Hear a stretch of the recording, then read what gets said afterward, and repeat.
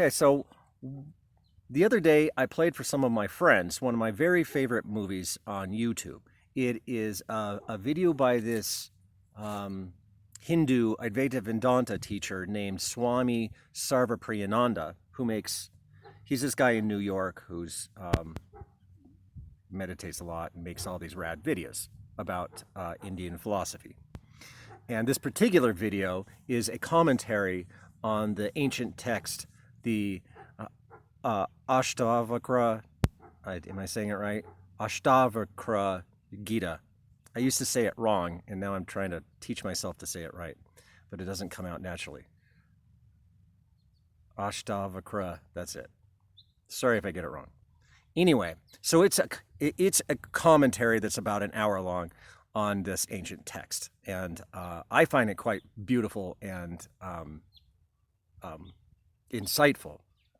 But when I played it for my friends, some people really liked it. Others said, "Oh wow, this is a bunch of like religious bullshit." And then when they said that, I thought, "Oh, I guess that's sort of true. It's got a lot of very dramatic, preachy God language in it. For me, that's not a problem because I'm kind of used to it. But for people who aren't wired to be okay with that for various reasons, the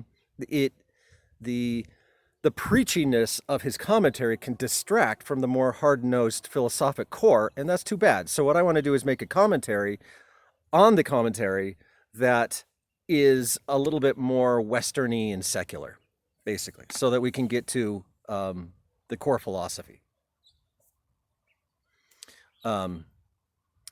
So it's broken up into just 4 verses. The original text is longer than 4 verses, but the Swami's commentary is only on 4 verses, and just like him, I'll go one at a time.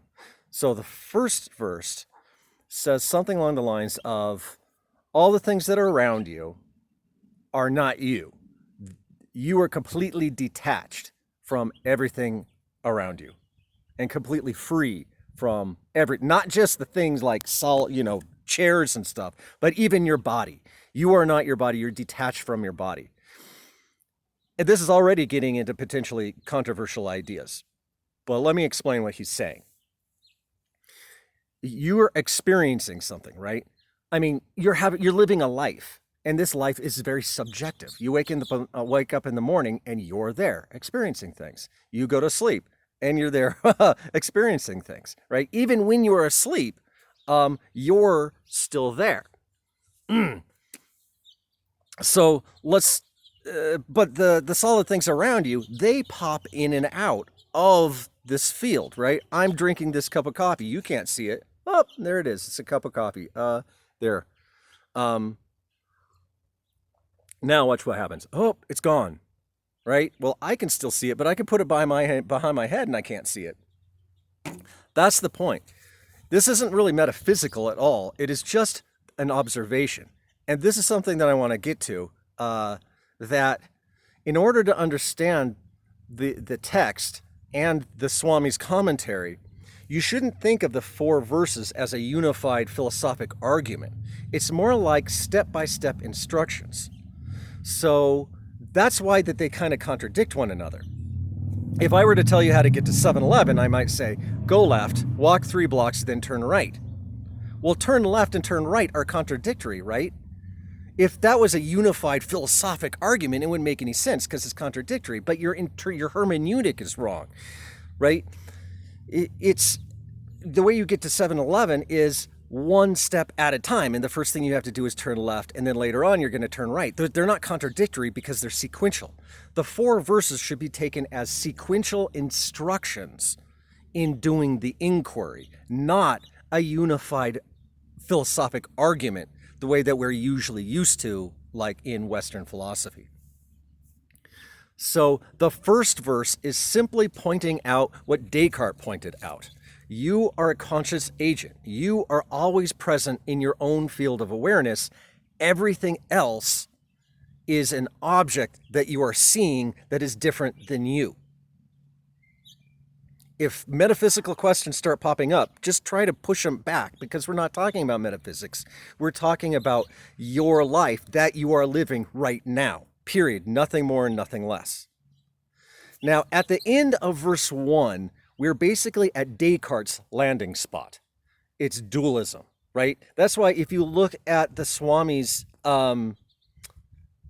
commentary, it sounds very Cartesian. It sounds like he's making an argument that you are a soul, and that you are a soul looking at the world, and that there's this two things. There is the subject and there is the object, and you are the subject, which is sort of like a Cartesian soul, and everything else is this solid object. That's where we are at the end of verse 1. And really, I hope you can see that as long as you can put aside the metaphysical kinds of questions, it's actually pretty transparent. It's just an observation. Look at this. I'm the only thing that's always there. That's all it's really saying in verse 1. Now we'll get into verse 2.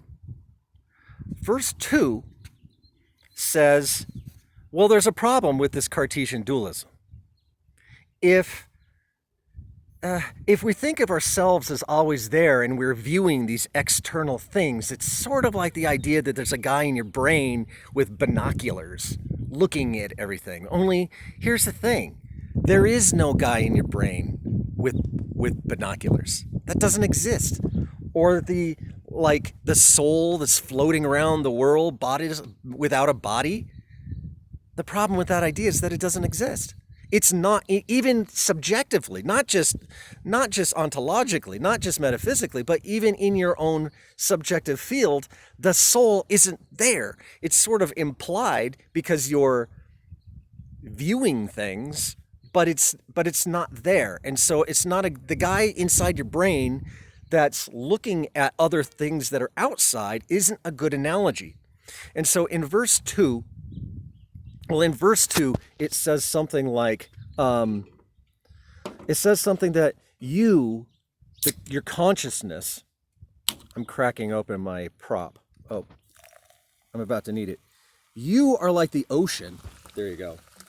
And the world, the phenomena, both physical phenomena and, here we go, both physical phenomena like chairs and bricks and the sun, as well as mental phenomena like emotions and thoughts, they are bubbles floating up in the ocean. You are the ocean, and all phenomena, both internal and external phenomena, are bubbles floating up.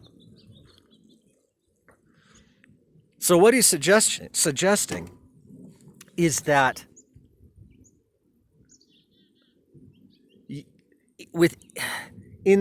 you are the conscious field. You're not part of the conscious field. You are the whole conscious field.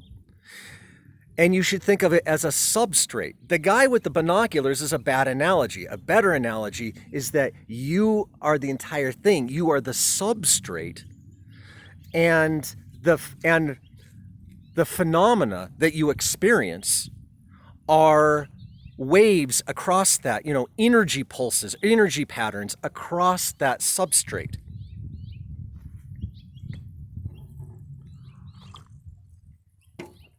This is how we get rid of dualism. This is non-dual. The consciousness is the substrate. You are the substrate, but have no qualities independent. You have no independent qualities that you can pin down, right? That's why tearing open a brain and finding the conscious agent is impossible. It's because it's not there. You are the substrate of your whole experience, and everything, even your emotions, even your thoughts, even your body, are momentary patterns like waves across the ocean. They're just like energy patterns across the substrate that come and go, just like waves on the top of the ocean. This can be very challenging if you take it the wrong way. He says the universe arises in you.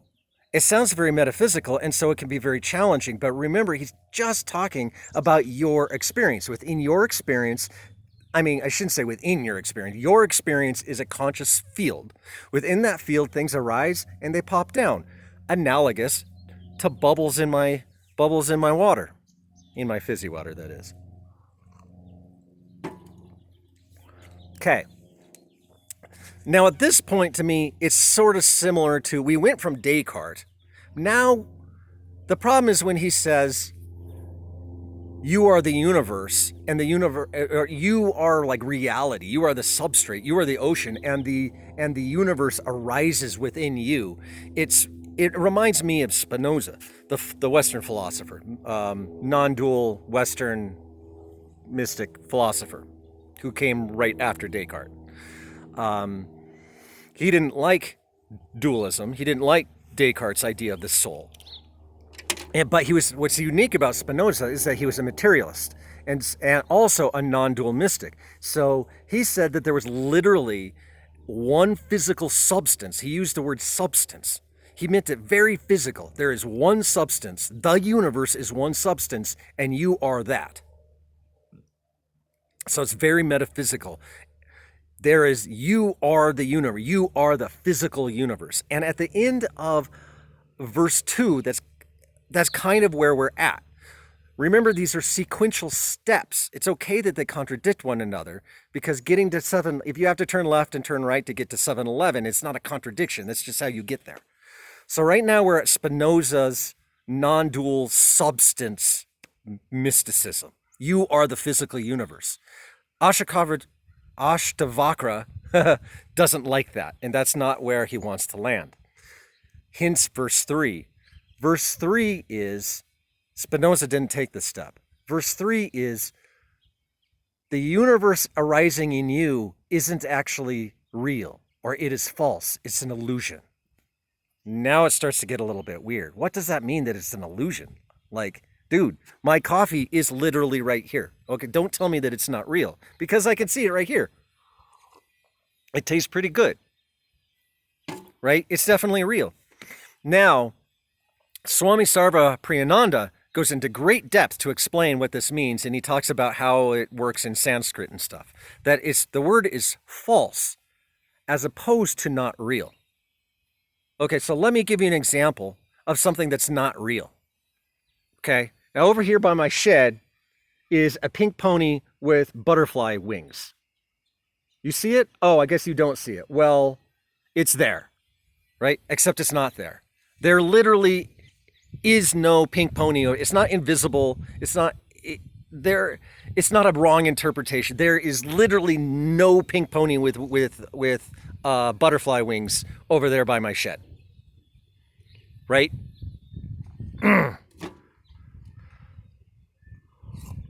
Let me show you something else. Okay, here's my coffee again. It's solid, right? The cup, it's really solid. It's in my hand. It weighs, I don't know, a pound, 3/4 of a pound. Well, with the coffee, it's probably about a pound, right? Right? Now, how do you see it, though? Do you see it as a solid thing? You do, right? You could probably say, oh, I can imagine how that feels in your hand, right? It's just right there. Except it's not right there, right? It's actually, the cup is an image on your screen. It's made out of pixels. Now, don't worry about my point of view, because I have a different point of view on the cup. We're talking about your life. This is what you have to come back to, is we're talking about your life, your point of view. And we're trying to avoid projecting out into all of this metaphysics, even though we tend to have a knee-jerk reaction to want to do that. In your life, this cup is not actually solid. It's pulling a fast one on you. It looks like a cup that weighs about a pound and contains coffee, but reach out and try to drink it. Take it from me. What does the coffee taste like? You can't do it because it's not real. Like, it's an illusion projected on the screen of your computer. This is analogous to what the Swami and Ashtavakra are talking about. They're not saying that you're not experiencing the cup. They're saying that the cup is pulling a fast one on you. It is pretending to be an external thing. The experience itself, that is, the experience of the cup is pulling a fast one on you. It is pretending to not be an experience. It is pretending to be an actual independently existing cup. And it is trying to trick you into believing that you aren't having a subjective experience. It is trying to pretend that this body isn't a neurologically created avatar, it is actually you. But we know that it's actually a neurologically created, basically, avatar. Your body, the body that you experience, isn't your real body, right? It is neurologically created, just like the cup.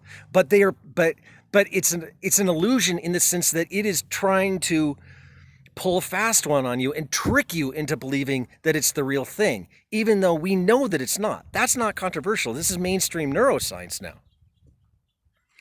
That's when the text says that the world is an illusion. That's what they're saying. It isn't actually solid. It isn't actually like liquid. It's more analogous to pixels pretending to be liquid.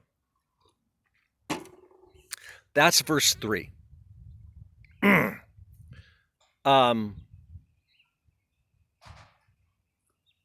You're right. Verse 4 is just an emotional consequence of this. And the Swami uses the word serenity, and it gets kind of fluffy and a little bit hard to follow because it seems so inspirational. But the core message here really does fall from the first three. All of the stresses that we have in life are like storms across the sea. They don't affect the sea. Imagine in the Gulf of Mexico, you've got a super cyclone of 1 million of the worst sharknadoes in the universe, all clumped together right in the Gulf of Mexico. Well, Florida's fucked. But the water itself, it doesn't matter, right? It doesn't matter how bad the storm is. The water itself is not affected at all. That's what verse 4 is saying. It's not saying that you're not going to have bad days. It's not saying that when you stub your foot that you don't feel pain. The pain is real. It comes, it goes. But you are the substrate. So there's no reason to freak out about all the things you freak out about. But here's the funny thing. You're going to freak out about all the things that you freak out about. And even your freaking out is yet another wave across the ocean. So there's no reason to freak out about freaking out. But if you find yourself, and like people who think of themselves as spiritual and they want to become enlightened, they actually kind of go in this circle. And it's the circle that the teachers help them get out. Because now they're freaking out about freaking out about freaking out. They're like, well, I know I shouldn't be freaking out about stubbing my toe, only I am freaking out about stubbing my toe. And now I'm freaking out about stubbing my toe because I know I'm supposed to be enlightened, but I'm not enlightened because I'm freaking out about stubbing my toe. Right? What Ashtavakra says is, it doesn't matter, because we're not talking about a goal, the goal of enlightenment. We're talking about who you already are. You already are the ocean. And stubbing your toe and the whole circle about freaking out and are you enlightened and are you not enlightened, all of that crap is just waves across the ocean. It's just sharks in your Sharknado. It doesn't affect the ocean itself. You are already still. The real you. This is also where it gets into immortality. When the Swami says that the real you is immortal, that is naturally going to bring up a lot of skepticism, because we're used to like Christians saying that you're immortal. But what they mean is totally different. They're saying that your personality and your memories, and maybe even your body, because some religions even talk about bodily resurrection. We're not talking about, it's ironic that I'm doing this on Easter. Well, that's okay. Right? Easter's a good example. Like, the story is Jesus bodily, his body, his emotions, his personality, right? All of it is literally coming back to life and like lifting off, going and hanging out with his friends for a couple days, and then lifting off and physically going to heaven. When Ashtavakra talks about immortality, it's talking about something completely different. What it's saying is that when you die, your body falls down and it decomposes and worms eat it, and all of that information that was in your brain gets what's the word in computer science corrupted? That's the word, right? All of that information gets corrupted, and it doesn't go anywhere, probably, right? All of that stuff, your personality, your memory, all of it is gone. Everything that you think of as you most of the time is gone. But all of that stuff that I just identified, that's not the ocean. This is the argument they're making. That's not the ocean. That is the bubbles in the ocean. All that stuff that you're freaking out about that is going to end when you die, all of that stuff is arising and falling every time that you fall asleep anyway. So don't worry about it. You're the ocean. So time, space, your experience of time, your experience of space, your experience of life and death, all of the content, 100% of the content of your life is the patterns across the substrate, not the substrate itself. And that is what they mean by immortality.